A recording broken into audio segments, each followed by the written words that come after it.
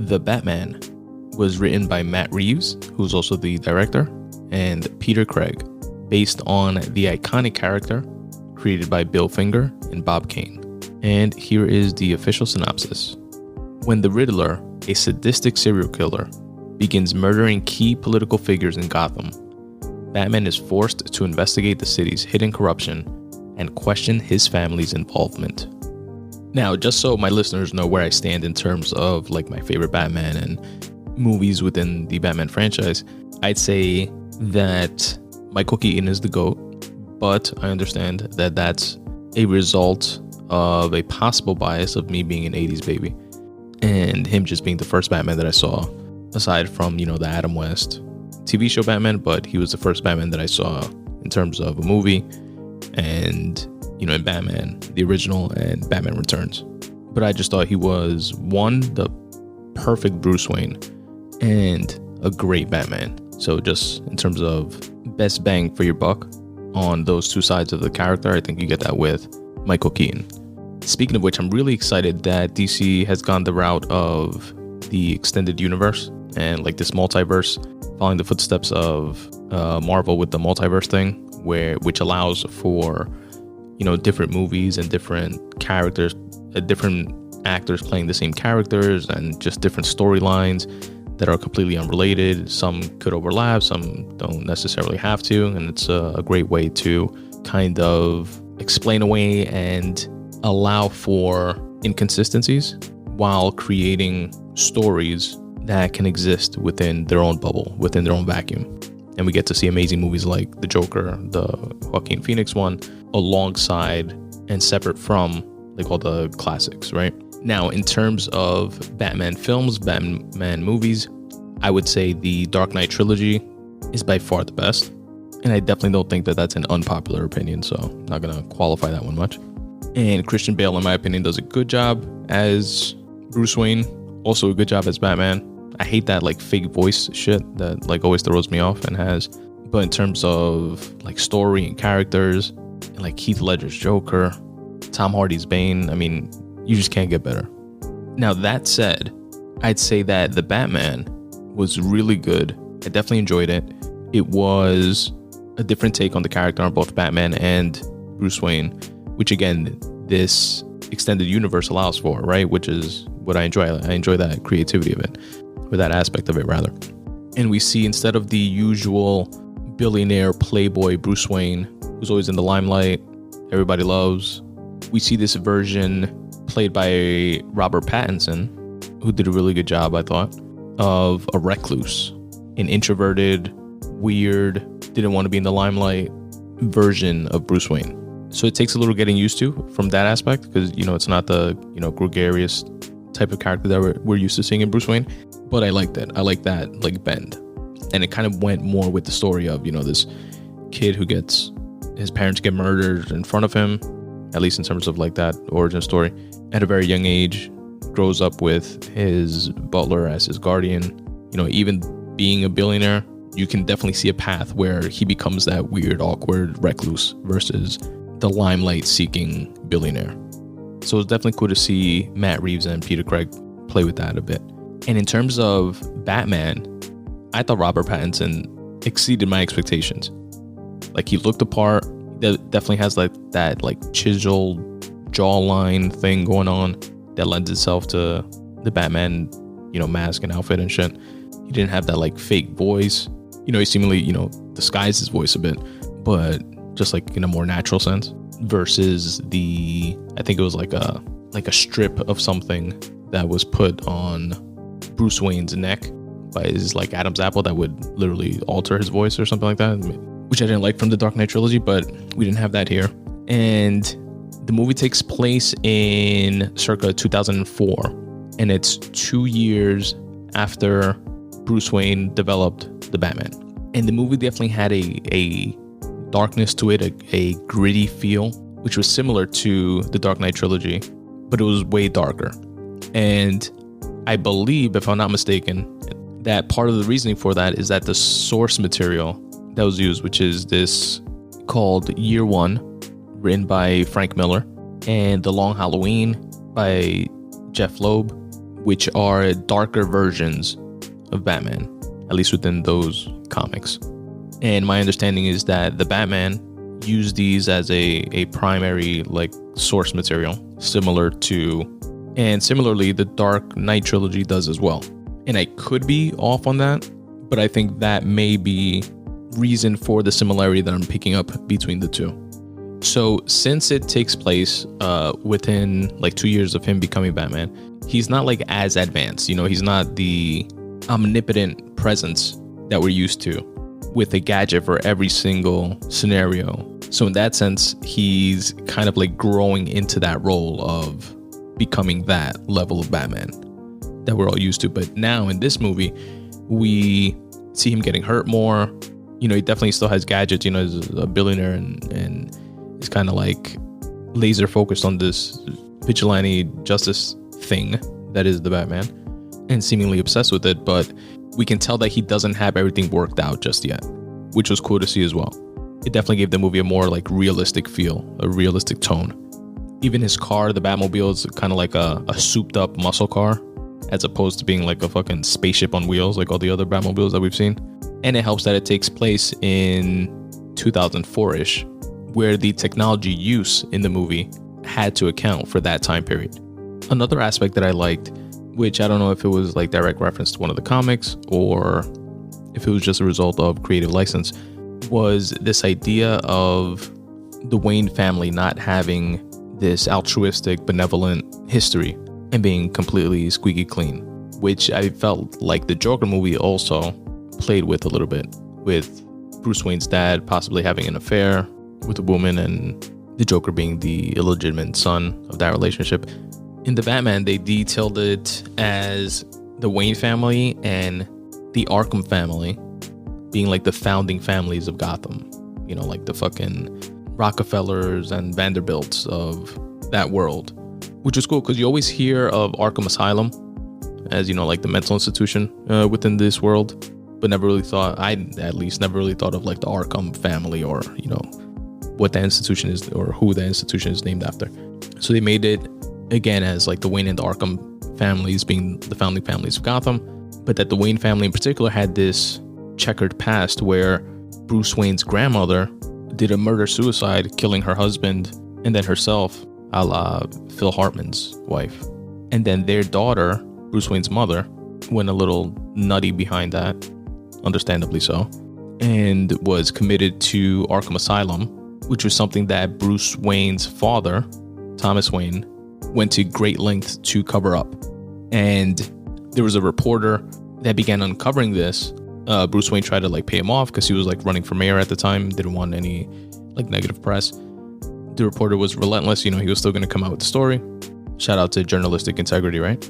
But then Thomas Wayne went to Carmine Falcone, played by the amazing John Turturro, by the way, and asked him to essentially scare this reporter into not coming out with any of those stories. Carmine Falcone apparently took that upon himself to whack the reporter, not just scare him.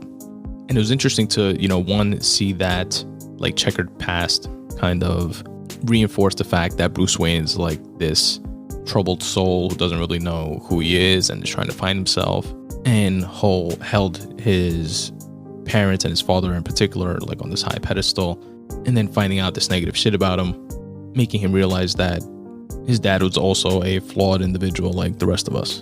And now the Riddler, played by Paul Dano, who did an amazing job, by the way. I really, really enjoyed the character of the Riddler. I always have. The only time I've ever seen him played before was Jim Carrey's version. And the whole movie, the Batman Forever, I think it was, where George Clooney played Batman. Which George Clooney, by the way, he was a shit Batman, but a great Bruce Wayne, I thought. At least that like life of the party, version of Bruce Wayne, Playboy. But that whole movie was like corny and more like comedic, and I don't know, it was like over the top. And Jim Carrey, of course, did a great job, but played the Riddler in that like wacky kind of the Frank Gorshin version of the Riddler, like from the Adam West Batman series. This version of the Riddler, again played by Paul Dano, did a great job of this super smart, psychotic serial killer loner character. It's kind of reminiscent of like a one of those like troubled teen white boy school shooters, like those like loner types that really just want some acceptance and some community and like seek it in unorthodox ways, like online, as they portrayed in this movie. And he had like on an obscure message board a following of a couple hundred lunatics. But his character, which is the main antagonist of the movie, was on a mission to uncover all these quote unquote lies of the origins of Gotham itself. And he started off by, as I detailed in the synopsis, killing key political figures and corrupt politicians and cops and luring Batman to come after him so that he can uncover these stories of the Wayne family and its checkered past. And that's how Bruce Wayne himself came to learn about these things. So it's definitely a really interesting storyline there. Another great character was Selena Kyle / Catwoman, played by Zoe Kravitz. She did great. She's one of the, like, there's certain actors or actresses that play a role and it like fits them like a glove. Like for me, like in terms of Catwoman, Michelle Pfeiffer is like the number one. She was like born for that role, in my opinion. And since then, I don't think anyone has done that role justice. The closest, I'd say maybe Halle Berry, but that's more me being biased towards, Halle Berry being dope. But Zoe Kravitz, I think, is like the closest to that, especially like within this version of Selena Kyle and Catwoman, this more gritty, grungy, early 2000s era. I thought she was great. And she kind of like layered the character in just making you interested in her as Selena Kyle, not just based on the fact that she was Catwoman, but she just made that Selena Kyle character interesting. Alfred, played by Andy Serkis, I thought they did a great job with as well. And Alfred kind of goes through like different iterations, right? Like the keeper of all Batman / Bruce Wayne's secrets, to his confidant, to his right hand. I kind of like that this one they were more distant, it seemed, Alfred and Bruce Wayne. They made a point of, or at least I felt this way, I'm not making it seem like too much like that father-son type of dynamic. And there was an actual scene where Bruce Wayne tells him, you're not my father. And he's like, I'm well aware. And I felt that was important to play up the fact that Alfred was Bruce's father's, butler, but longtime friend and confidant. And he was kind of like looking after Bruce afterwards, obviously, being his guardian and all. But that his allegiance is really to Thomas Wayne, because it gave more, I guess, like credence or more weight to his descriptions of what happened with that like Wayne legacy. And when Bruce confronted him saying, oh, you lied to me, I found all this stuff out about my dad and you never told me about any of it. The fact that Alfred was doing it more so to protect Thomas Wayne versus Bruce Wayne, it gave that fact like more credibility, in my opinion. Now, two more characters that I'll mention that definitely stood out to me is Oswald Cobblepot, aka the Penguin, played by Colin Farrell, which I would have never known if I would have never looked this up, if I would have never, been into like who played who in the movie.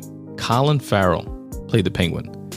Shout out to the makeup artist, makeup and design. He looks nothing like Colin Farrell. He looks nothing like himself at all, and did such a phenomenal job, I thought, with this character. Like so much so that I feel like he could be like his own like spin-off, or definitely in a sequel to the Batman, play a larger role, as they kind of hint at towards the end with there being a power vacuum and now there's going to be a power grab in the underworld. Yeah, I could definitely see him coming back and playing a much larger role in a sequel. And I like this character in particular because they didn't make him like Danny DeVito's Penguin, which was great, by the way, in Batman Returns, but it was like much more comic booky, right? Like he was born with this weird deformity that he had actual like flippers and shit. But the Colin Farrell Penguin was again true to the realistic kind of through line of this movie. Was just like a drug dealing underboss who owned a club where a lot of like crooked and nefarious characters would frequent, and kind of like a scarred up, deformed face, but was like an actual person, with ties to organized crime. And that just made him as a character much more easily digestible, in my opinion. Jeffrey Wright played Lieutenant James Gordon. Again, did a great job. But it's like Jeffrey Wright can't do anything wrong. You know what I mean? Like he's such a great actor. Even though he's not my favorite Lieutenant Gordon, my favorite is actually the one from The Dark Knight. But even still, Jeffrey Wright did a phenomenal job with that role. He was believable as a good cop, good police, as they would say in The Wire. that was trying to work and operate within a cesspool of corruption. The last thing I'd say, which is something that I didn't like, is that I didn't like that there was no post-credit scene, which fucking sucks. And this is a note to all the comic book movie making folks in the world. Marvel has spoiled us to the point that now there's usually, like, within Marvel movies, 2 post-credit scenes. It's like a mid-credit post-credit scene and then a post-credit scene. And I, for one, have become accustomed to that shit. And I want to see my post-credit scene. So it's like that this movie did not have it. But what it did have was a deleted scene. If you watch it on HBO Max, where the Batman is currently now streaming, you can definitely see a deleted scene with the Joker, which is about like 5 or 6 minutes long, which would have made for a dope post-credit scene. I wonder if they did that in the movie theater, if they used that as a post-credit scene, but if not, they should have. The Joker was played by Barry Keoghan, who's this Irish actor that was in the Eternals Marvel movie. And shout out again to makeup and design. I don't know exactly what you call them, the makeup artist, because he looked incredible, looked absolutely nothing like him. They gave him a more gory kind of all fucked up, like stitches and cuts and all over his face and his head. And it was reminiscent to at least like one of the origin stories of the Joker, where he fell like in a vat of acid, which is what like changed his skin color and stuff like that. But his face was all cut up and just a disturbed, creepy looking version of the Joker. Like Heath Ledger-ish in terms of like the scarring with like the smile on his face and shit, but just like a shitload more like scarring and deformity and missing hair, you know, patches of hair on his head. And in the deleted scene, Batman goes to visit him at Arkham because he's an inmate there, and they're behind the glass, and Batman goes to him for help to try to find out who the Riddler is, to show him the Riddler's file and see, you know, what he thinks of it. And it's definitely an interesting scene that looks to, you know, build up future sequels to this version of the Batman. But yeah, it'll definitely be interesting to see that character fleshed out a bit more as well.